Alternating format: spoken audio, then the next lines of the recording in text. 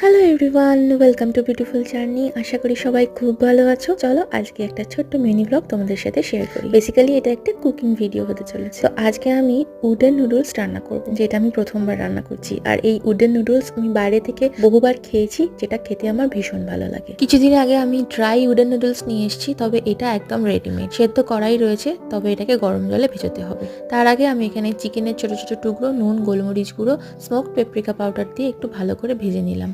Add করলাম sprout beans, capsicum, পেঁয়াজ, yellow bell paper, গাজর, সামান্য বাঁধাকপির টুকরো। অ্যাড করে দিলাম কুচানো মাশরুম। সবকিছুকে ভালো করে এবার একটু সতে করে নেব। নুডলসের প্যাকেটের মধ্যে ছিল এরকম একটা সসের প্যাকেট, যেটা এর মধ্যে মিশিয়ে দিলাম। অ্যাড করলাম স্বাদ মতো নুন, অল্প একটু গোলমরিচের গুঁড়ো।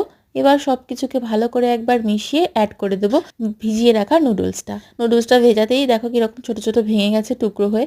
যাই হোক, সবকিছুকে একবার গুড মিক্স দিলেই আমাদের উডেন নুডলস একদম রেডি।